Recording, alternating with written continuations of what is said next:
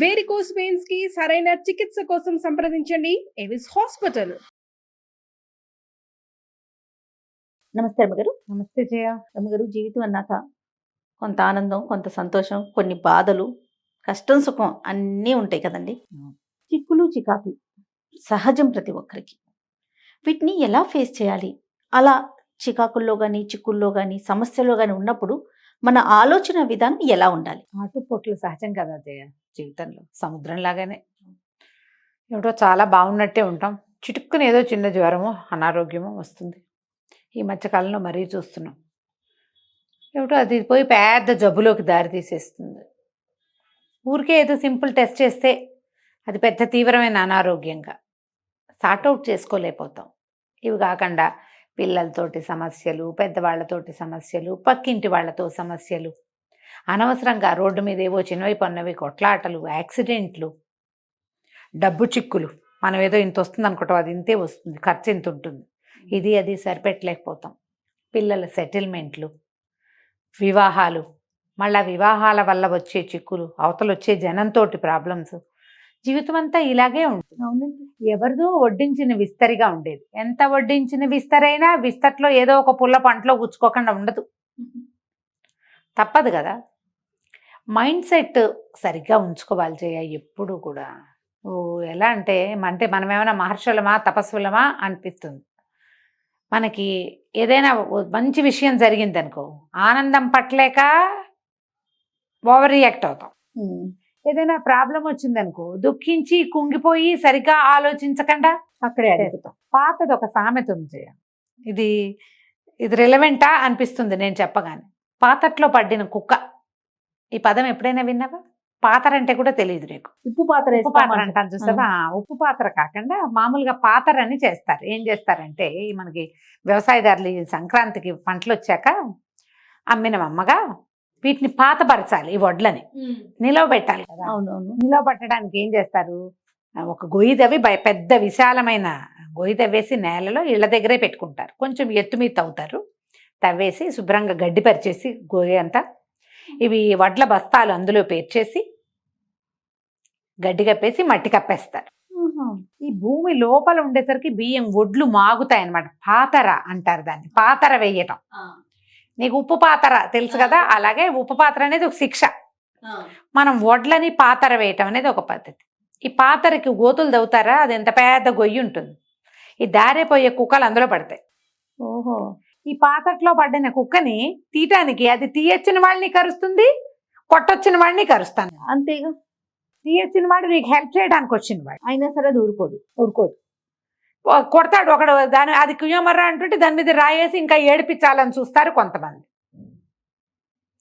వాళ్ళతోటి అలాగే రియాక్ట్ అవుతుంది, అది అరిచి కేక మీదకి వస్తుంది. అవును. తీయడానికి హెల్ప్ చేయడానికి వచ్చిన వాడిని అలాగే చేస్తుంది. మనం కష్టాలు ఇబ్బందుల్లో ఉన్నప్పుడు ఇట్లా బిహేవ్ చేస్తాం. ఎవరు మనకి హెల్ప్ చేయబోతున్నారో, ఎవరు మనని హేళన చేస్తున్నారో గ్రహించుకోలేం చేయ. అది కుక్క కాబట్టి దానికి ఓకే. మనుషులకి మనం అట్లా ప్రవర్తించకూడదు కదా. దానికి జీవితేచ్ఛ తప్పిస్తే ఇంకేముండదు. మనకి జీవితేచ్ఛతో పాటు సమయస్ఫూర్తి, తెలివి, ఎన్నున్నాయి, విచక్షణ, ఇవన్నీ ఉండాలి కదా. ఏ సమస్యల్లో అయినా విచక్షణని కోల్పోకూడదు. దానికి కూల్ మైండ్ సెట్ కావాలి. అందరికీ ఎట్లా ఉంటుందండి అంటారు, ఉంచుకోవాలి, తప్పదు కదా. అందరికీ ఆకలి ఉంటుందా? ఉంటుంది. అందరికీ విచక్షణ ఉండాలి. దానిలాగానే ఇది కూడా. ఈ విచక్షణ లేకపోతే ఏం చేస్తాం మనము? మన ఏదైనా హేళన చేసిన వాళ్ళని, అవమానించే వాళ్ళని, ఇంకా కొంచెం గోతులోకి నెట్టే వాళ్ళతోటి ఎలా ప్రవర్తిస్తామో, మనకి చెయ్యందిస్తున్న వాళ్ళతోటి కూడా మనం అలాగే ప్రవర్తిస్తాం. ఆ విచక్షణ లేకపోతే అప్పుడు ఏమైంది? మన హెల్పింగ్ హ్యాండ్ దొరకలేదు. ఉక్రోషము, కోపము, దుఃఖము, భయము, ఆందోళన ఇలాంటి భావాల్లోకి వెళ్ళినప్పుడు మనసుకి సంయమనం ఉండదు, బుద్ధికి విచక్షణ ఉండదు, మేధకి ఆలోచన రాదు. సహజం ఇది. కొంత సమయం గడిచాక దాంట్లోంచి మనం బయటకి అడుగు పెడితే అప్పుడు విచక్షణ వస్తుంది, సంయమనం వస్తుంది, ఆలోచన అదే వస్తుంది. అంతే. ఏదైనా ఉద్విగ్నంగా ఉన్నప్పుడు యాక్ట్ చేయొద్దు. అంతే. ఇది బేసిక్ రూల్. విఘ్న క్షణాల్లో మనం యాక్ట్ చేసామంటే అది తప్పైపోయే ప్రమాదం చాలా ఎక్కువగా ఉంటుంది. అవును. అసలు దానికి లోన్ కాకుండా ఉండాలి. దీనికి ప్రాక్టీస్ కావాలి. ప్రతిసారి మనం ఏం దుఃఖాన్ని తెచ్చుకుంటాం ప్రాక్టీస్ చేయటానికి అంటే కూల్ మైండ్ సెట్ అనేది మన బై ప్రాక్టీసే వస్తుంది. మన పద్ధతిగా ఉంచుకోవాలి. మరణాలు చూసేస్తాను జయ ఇళ్లలో, సడన్ డెత్, దాంతోపాటు సడన్ డయాగ్నైజేషన్. ఒక శుభ్రంగా ఉన్నట్టారు, బాగున్నట్టే ఉంటారు, ఏదో టెస్ట్ అయిపోతే మీకు క్యాన్సర్ ఉంది పొట్టలో, ఇలాంటివి బయటపడతాయి. వాళ్ళు హ్యాండిల్ చేయలేరు, పక్క వాళ్ళు హ్యాండిల్ చేయలేరు, వాళ్ళు వెళ్ళిపోతారు త్వరలోనే. కొన్ని క్యాన్సర్లు అసలు టైం ఇవ్వటల్లా ఇప్పుడు. అవును. 2-3 నెలల్లోనే ఏమిటో కొలాప్స్ అయిపోతుంది, మొత్తం అంతా అయిపోతుంది. ఒక వ్యక్తి వెళ్తే వారి సమాజం అంతా కుదేలైపోతుంది. అంతే కదా. ఇందులో ఎవరో ఒకళ్ళు చిక్కబట్టుకుని మిగిలిన వాళ్ళని కోపప్ చేస్తే ఇది పాడైపోకుండా మళ్ళీ మనం ముందుకు అడిగేస్తాం. ఎప్పుడు కూడా ఒక పెద్ద చెట్టు ఉంటే దాని పక్కన చిన్న మొలకలు తప్పకుండా ఉంటాయి. ఒక వ్యక్తి కూలిపోయారు, వెళ్ళిపోయారంటే తర్వాత తరాలు ఉండవా? ఉండాలి కదా. ఉంటాయి కదా. కుమారులో కుమార్తెలో ఉంటారు, మనవలు ఉంటారు. మరి ఇప్పుడు ఈ చిన్న తరానికి పెద్ద తరానికి మధ్యలో ఉన్న వాళ్ళు ఎవరు? వీళ్ళు గట్టిగా ఉంటే కదా ఉండాలా. ఉండాలి. ఈ ఉండడానికే మనకి ప్రాక్టీస్ కావాలి జయ. అవునండి. రెడీ అవ్వాలి, ధైర్యంగా ఉండాలి. ఏ సమస్యనైనా చూద్దాం మనం హ్యాండిల్ చేయగలము అనే ఆలోచన విధానం ఉండాలి. ఇప్పుడు ఇదివరకట్లాగా మనకి కుటుంబ సమాజాలు పెద్దవి కాదు, చాలా చిన్న సమాజాలు. ఎవరైనా చనిపోతే సాయంత్రానికి ఎవరు ఉండట్లా అక్కడ. లేదండి. సహాయాలు లేరు, పెద్దవాళ్ళు వచ్చి ఉండేవాళ్ళు లేరు. ఎవరో ఒక పెద్ద మనిషి వచ్చి మనతో పాటు 10 రోజులు ఉంటే బాగుండనిపించే పరిస్థితికి వచ్చేసాం మనం. ఎందుకంటే ఎవరు లేరు మనకి. మన తాతలకే అన్నదమ్ములు తగ్గిపోయారు, నాన్నలకి అన్నదమ్ములు లేరు, మనకి ఉండరు, ఇంకా మనుషులు ఉండరు కదా. మరి ఇప్పుడు నువ్వు ఏం చేయాలి? దానికి నీ చుట్టూతా ఉన్న సమాజంతో నువ్వు బాగుండాలి కదా. ఖచ్చితంగా. ఒక మన కజిన్స్, మన ఓన్ పీపుల్ తక్కువ ఉన్నారు, మనతో ఉన్న ఫ్రెండ్స్, కొలీగ్స్, చుట్టుపక్కల ఇళ్ళ వాళ్ళు స్నేహము అవి ఉండాలి కదా జయ. ఎంతసేపు తూతూ మేమే అనుకుంటే ఎట్లా కుదురుతుంది? నువ్వు చిన్న విషయాలకే తగాదాలు పడి ప్రతిదానికి నువ్వంటే నువ్వని, అలాగెందుకున్నావు, ఇలా ఎందుకున్నావు, నువ్వు అలా చేసావు, నువ్వు ఇలా చేసావని ప్రతి వాళ్ళని దూరం చేసేసుకుంటావు. అవును కదా. నీకు మనుషులు ఎలా ఉంటారు కదా.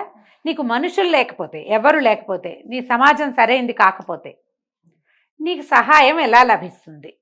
నీకు చేతి పనే కాదు జయ, ఎక్కడికైనా వెళ్ళటానికి తోడు, నీకు ఏదైనా అవసరమైతే ఒక వస్తువు ఇవ్వటానికే కాదు, నువ్వు కష్టంలో ఉన్నప్పుడు నీకు మారల్ సపోర్ట్. నేను అదే అనుభూతున్నా. ఇప్పుడు ఇవాళ ఎట్లా ఉంటుంది రమ్మగారి, రోజు ఎలా ఉంది? ఈ క్షణమే అసలుకి అది మనం చాలా వింటా ఉంటాం కదా, బాగా అర్థమవుతుంది అనమాట. మరుక్షణం మనది కానే కాదు.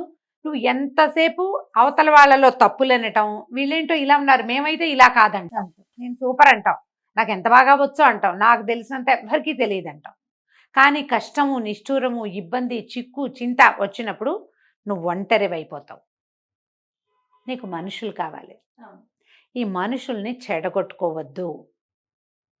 మనం మనసుకి సంయమనమో లేకపోతే విచక్షణో కావాలంటే మనం సజావైన ప్రవర్తన కలిగి ఉండాలిగా. ఖచ్చితంగా. నీకు అన్నీ బాగున్నప్పుడు నీ ఇష్టారాజ్యంగా ఉండి నాకు కష్టం వచ్చినప్పుడు అయ్యో లక్షణ నన్ను ఎవడు చూడలేదని నువ్వు ఎలా అనగలుగుతావు? అసలు ఎవరు రారు, చూడరు. అప్పుడు చూడరు. నువ్వు ఏ కష్టం నుంచైనా బయటపడటం కష్టం. అప్పుడు దానికి ఎప్పుడు కూడా సమాజాన్ని సరిగ్గా ఉంచుకోవాలి. ఇందులో ఫ్యామిలీస్, మనం ఉండే చోట్లు, విసినిటీ, మనం ఎక్కడుంటామో అక్కడ, తర్వాత మనం ఎక్కడ పని చేస్తామో అది, ఈ 3 ప్రాంతాలని నువ్వు సరిగ్గా ఉంచుకోవాలి. మా వాళ్ళు ఉన్నారనుకుంటావు, నీకు ఇక్కడ ఏదైనా ప్రాబ్లం వస్తే మీ వాళ్ళు వచ్చే లోపల నీ చుట్టుపక్కల ఉన్న వాళ్ళే కదా నీకు దిక్కు. మరి అవునా? ఒంటరి బతుకులు కదా రమ్మగారు ఇక్కడ మనకి ఎవరికైనా కూడా. ఎవరైనా పల్లెల నుంచి పట్టణాలకు వచ్చేస్తున్నాం, ఎవరికి వాళ్ళం సింగిల్ ఫ్యామిలీస్ అయిపోవట్లేదు. అవును. మరి దానికి నువ్వు ఎదురింటి వాళ్ళతో గొడవ, పక్కింటి వాళ్ళతో గొడవ, పై ఇంటి వాళ్ళతో పోట్లాట ఎలాగా కదా. ఏముంది? ఎంతసేపు తప్పులు ఎంచుతారు రమ్మగారు. అదే మేమైతే ఇలా చేయం, మా పిల్లలైతే ఇలా చేయరు, మా ఇంట్లో అయితే ఇలా చేయదు, మమ్మల్ని బాగా పెంచారు. రేపు మన పిల్లలు పెద్ద అయితే కదా మనకు తెలిసేది. ఇప్పుడు ప్రధానమైనది ఏంటంటే నువ్వు ఏదైనా సరే మన జీవిత గమనంలో నిన్న మనకి తప్పుగా తోచింది ఇవాళ మనకి రైట్గా తోస్తుంది. కరెక్ట్ రాముగారు. రేపు అదే మన అలవాటు కూడా అవ్వచ్చు. చెప్పలేం మనం. అవునండి. ఏ విషయమైనా సరే 100%. మనం ఎదుటి వాళ్ళల్లో ఎంచే తప్పులు మన ఇళ్లలో చాలా సహజంగా రేపొద్దున జరగచ్చు. దాంట్లోకి వెళ్ళకండి. మీకు ఏదైనా ప్రాబ్లం వస్తే ముందు వీళ్ళ చుట్టుపక్కల వాళ్ళందరినీ తిట్టేసుకోవడం, వీళ్ళ వల్ల అయింది, వాళ్ళ వల్ల అయింది, అవతల వాళ్ళ వల్లే అయ్యింది, లేదా మా అన్నయ్య వల్లే, మా అమ్మ వల్లే, మా అక్క వల్లే, ఇలా చెప్తారు చాలామంది. ఆ ధోరణి మార్చుకోండి. ఏ ప్రాబ్లంకి ఎవరు కావాలనుకునే కారణం కాదు, జరిగిపోతాయి అంతే. జరిగిపోయిన దానికి నువ్వు ఎట్లా రియాక్ట్ అవుతావు అనేదే నువ్వు. కరెక్ట్. వాట్ ఈజ్ మీ అంటే నువ్వు నీ రియాక్షనే నువ్వు రియాక్ట్ అవుతావా, ఓవర్ రియాక్ట్ అవుతావా, అవంతా నువ్వు పెట్టుకోవాలి ఒక పద్ధతి. నువ్వు ఇవాళ ఓవర్ రియాక్ట్ అయ్యావు, దాని ఫలితం ఏమి బాగుండలే నీకు తెలిసిపోతుంది. అప్పుడు ఎక్కడ మార్పు రావాలమ్మా? చుట్టూతా సమాజంలోనా, మనలోనా మనని మనం గుర్తిస్తారా రమ్మగారు? గుర్తించరు జయ. గుర్తించి ఒప్పుకోరు. నువ్వు ఒప్పుకోవద్దు, చెప్పద్దు, కానీ నీలో నువ్వు రిపేర్ చేసుకో. అది నీకు మంచిది. నీకు మంచిది, నీ పిల్లలకి మంచిది, నువ్వు ఉండే సమాజానికి మంచిది. గుర్తిస్తారు జయ. ఇది మన పొరపాటు ఏందని తెలియకుండా లోపల ఒక ఆత్మ ఉంటుంది కదా జయ. ఎంతకాలం మనం అవతల వాళ్ళని తిట్టిపోస్తాను చెప్పు. మొగుళ్ళు పెళ్ళాలి ఒకళ్ళనొకళ్ళు తిట్టుకుంటారు, నీ వల్లే మేము అలా చేసి మీ నాన్నలా చేసి. లోపల తెలుసు మనకి, అంతేగా. చుట్టాలు పక్కాలలో తెలుసు, ఫ్రెండ్స్లో తెలుస్తుంది. ఎవరో ఒకళ్ళు చెప్తారు నీదే మిస్టేక్ అని. అడ్మిట్ చేసావా, చేసినట్టు చేస్తే నీకు మంచిది. అదే చేసి పోనీ నువ్వు ఒప్పుకోకు, నేనేం అంటలా దాని మీద, నువ్వేం ఒప్పుకోవద్దు. నిన్ను నువ్వు రిపేర్ చేసుకో. నెక్స్ట్ టైం ఇట్లా ఓవర్ రియాక్ట్ అవ్వకు. అంతేగా. నీకు మంచిది కదా, సమాజాన్ని చెడగొట్టుకోకూడదు కదా. ఇలాంటి ఆలోచన విధానాన్ని గనక పెట్టుకున్నామంటే మనం అంత ఒంటరిగా ఉండం చేయాలి, అంత లోన్లీ అయిపోము. ఎంతో కొంత మనతో ప్రపంచం నడుస్తుంది. అలాంటప్పుడే మనకి చిక్కులో చికాకులో చింతలో వచ్చినప్పుడు మనం తేలిగ్గా దాంట్లో నుంచి బయటపడగలం. ఏదైనా ఒక కష్టం వస్తే ఆ కష్టంలోనే ఉంటుందా? కాదే. అంతేగా. రాత్రి వెళ్ళిపోయిన సూర్యుడు తెల్లారేసరికి ద్విగుణీకృత ఉత్సాహంతో వచ్చేస్తాడు సూర్యుడు. మరి ఏం నేర్చుకుంటున్నాం మనం వాటి నుంచి? ఏ చిక్కైనా ఏ చింతైనా ఎల్లకాలం కూర్చోదు.